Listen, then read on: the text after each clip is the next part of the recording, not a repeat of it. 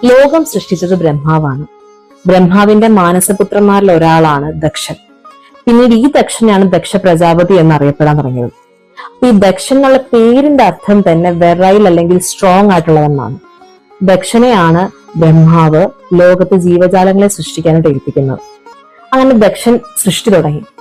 കുറച്ചു കാലം കഴിഞ്ഞപ്പോ ബ്രഹ്മാവിന് തോന്നി ഈ സൃഷ്ടിയിലൊന്നും ഒരു ഭംഗി പോരാ, ഒരു പൂർണ്ണതയില്ല, എന്ത് ഇങ്ങനെ എന്ന് ബ്രഹ്മാവിന് തോന്നുകയാണ്. അപ്പൊ ആ ബ്രഹ്മാവിന് മനസ്സിലാവുന്നത് ദക്ഷൻ ഒറ്റയ്ക്കാണ് ഈ സൃഷ്ടിക്കുന്നതൊക്കെ, ഒരു പെണ്ണിന്റെ സഹായം ഇല്ലാതെ. അപ്പോ ദക്ഷനെ വിളിച്ചിട്ട് ബ്രഹ്മാവ് പറയാണ് വിവാഹം കഴിക്കണം, അങ്ങനെ ആണും പെണ്ണും കൂടി ഉണ്ടാവുന്ന സൃഷ്ടിയായിരിക്കും ഒരു പൂർണ്ണത വരാൻ. അങ്ങനെ ദക്ഷൻ വിവാഹം കഴിക്കും. 2 പെൺകുട്ടികളാണ് ദക്ഷൻ വിവാഹം കഴിക്കുന്നത്, അതായത് അസിഗ്നിയും പ്രസൂതി എന്ന് പറഞ്ഞ 2 പെൺകുട്ടികളെ. അങ്ങനെ അവർ ഒരുമിച്ച് സന്തോഷമായിട്ട് ജീവിക്കുകയാണ്. കുറെ വർഷം കഴിഞ്ഞു. അവർക്ക് 5000 ആൺകുട്ടികളും 24 പെൺകുട്ടികളുമാണ് ഉണ്ടാവുന്നത്.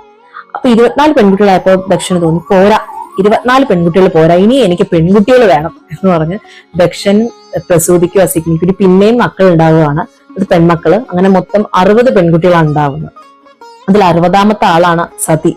ദക്ഷൻ ഏറ്റവും പ്രിയപുത്രിയായിരുന്നു സതീദേവി. സതീദേവിയാണ് പിന്നീട് ശിവഭഗവാനെ വിവാഹം കഴിക്കുന്നത്. അങ്ങനെ കുറെ വർഷം കഴിഞ്ഞു. ദക്ഷൻ സന്തോഷമായിട്ട് ജീവിക്കുകയാണ് ഭാര്യമാരുടെയും മക്കളുടെയും കൂടെ. അപ്പൊ പെൺമക്കൾക്ക് വിവാഹപ്രായമായി ദക്ഷന് തോന്നുക. അപ്പൊ വെച്ചാൽ ഇവരെയൊക്കെ നല്ല ആൾക്കാരെ കൊണ്ട് വിവാഹം കഴിപ്പിക്കണം. അപ്പൊ എന്ത് ചെയ്യും, ആരെയാണ് കണ്ടുപിടിക്കുക? അങ്ങനെ ആലോചിച്ചിരിക്കുമ്പോഴാണ് കുറച്ച് കഴിയുമ്പോൾ മനസ്സിലാവുന്നത് എന്നാൽ കുറച്ചു പേരെ സപ്തർഷികളിൽ ഒരാളായ കശ്യപ മഹർഷിക്ക് വിവാഹം കഴിച്ചു കൊടുക്കാൻ വിചാരിക്കുകയാണ്. അപ്പൊ ഈ കശ്യപ മഹർഷി എന്ന് പറഞ്ഞാൽ മരീചിയുടെയും കലയുടെയും മകനാണ്.